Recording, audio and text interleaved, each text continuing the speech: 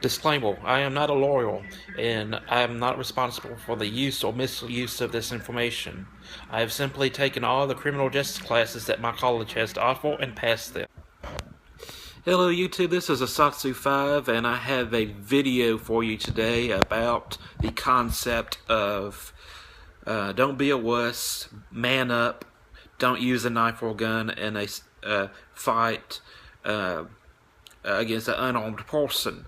And I was never too enamored with this concept because I always felt if someone's threatening your well-being, threatening your life, then you pretty much have full reign to do whatever you need to do to stop the threat. And I've gotten several comments on some videos saying that you need to man up, don't use a knife on an unarmed person, you can't do that, that's illegal, and it's cowardly, and it's a good way to get yourself in prison. Some people went way off the deep end and just started saying some random stuff, saying, well, according to your fantasy, if someone were to slap you, then that means you have a right to kill them. I never said that. Interesting fact, though, I have been slapped and knocked unconscious and was unable to defend myself during that duration that I was unconscious. Now, luckily, as soon as they knocked me out, that they walked off. But there was an interesting point there.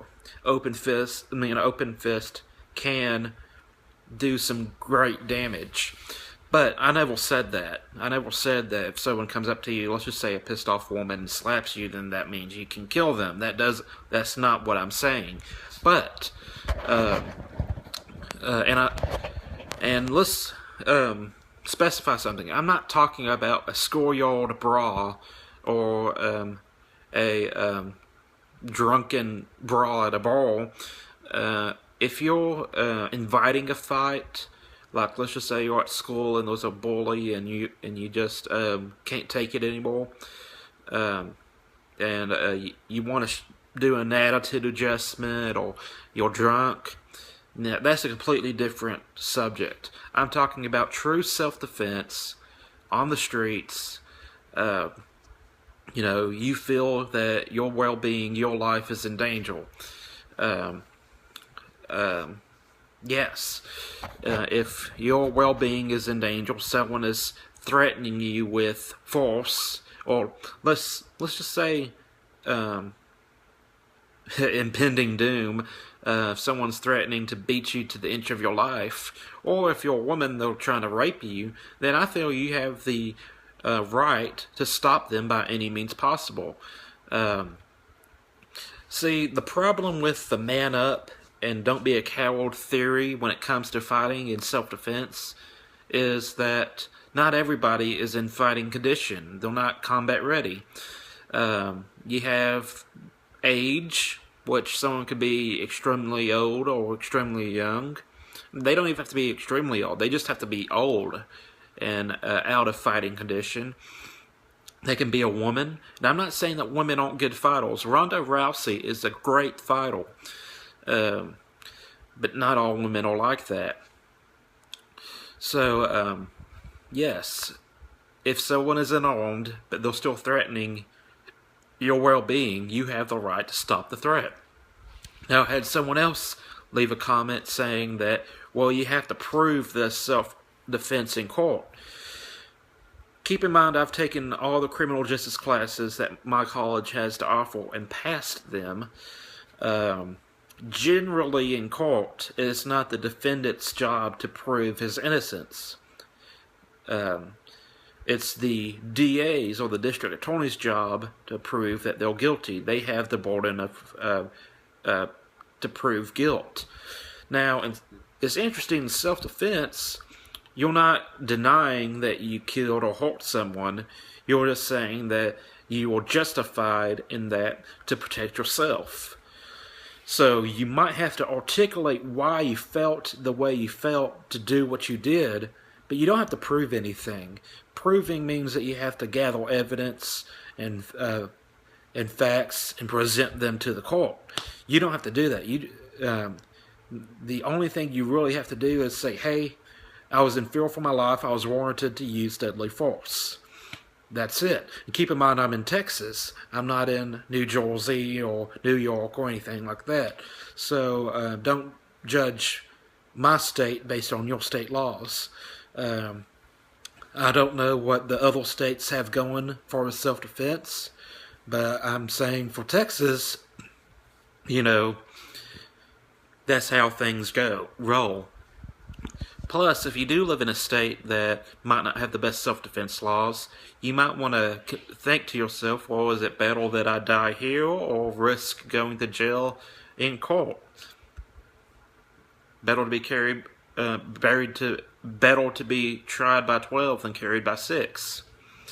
So, but yes, there is aftermath after the situation. There will be a court date, but I don't think you have to prove anything. You just have to be able to articulate why you're so afraid for your life or for your well-being that you did what you did. And that's not proving anything. That's just sharing your emotions at that time. So now that we got that out of the way, let's talk about your job in a self-defense encounter. Your job isn't to box the guy. Your job isn't to duel him. And keep in mind, I use the term duel as in a fair fight with equal weapons to see who wins. So, no boxing, no dueling. Your job isn't to arrest them. Your job isn't to ensure both of your safety. Your only job is to save yourself, your loved ones, and to stop the threat and get away from the threat. Now, stopping the threat doesn't always mean killing them, but it does mean making them unable to harm you. So, yes, if an unarmed man is trying to force his way onto a woman, that woman has every right to pick up a weapon, whatever it may be, to stop that man from doing what he was about to do.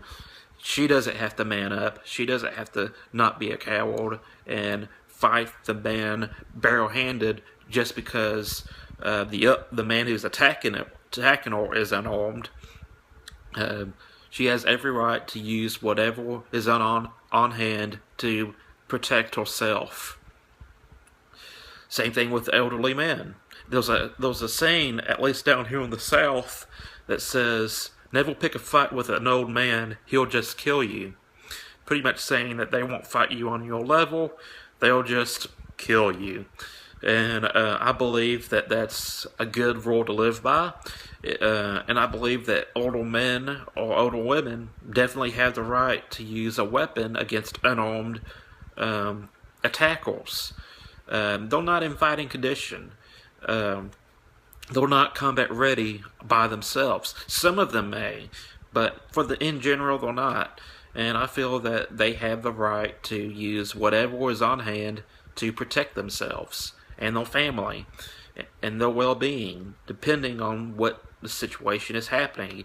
If a man is trying to steal or attack them and hurt them, then they should be able to pull out whatever on hand to stop the threat.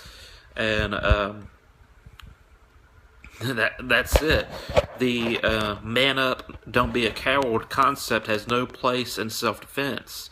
It's a deadly mistake to do that. And not all self-defense encounters require a weapon. I'd say that it's a good idea to use a weapon. And when I say use a weapon, it doesn't always mean a gun or a knife. It could be pepper spray, a taser, a baton. But,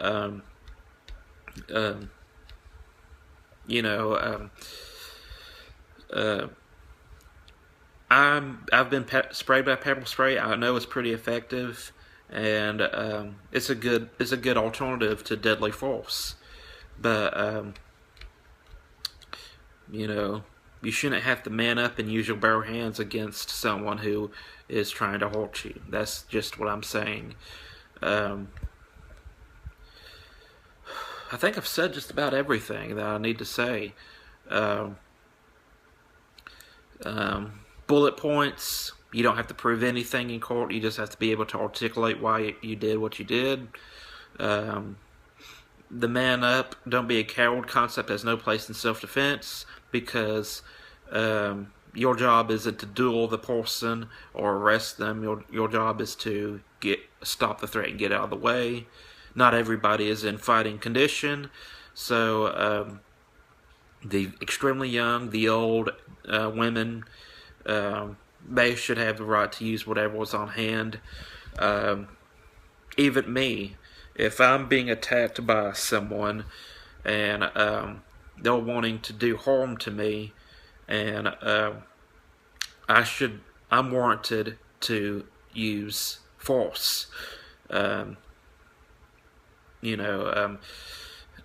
they're coming to attack me and I'm lucky enough to catch it before they actually do attack me, I pull out a knife and they still want to attack me, that's a pretty good indicator that they don't have the best intentions for me. So, there's no place for the man up and don't be a coward concept in self-defense. It'll get you killed. Hope y'all have a great day. I'm a Satsu 5, and I'm out.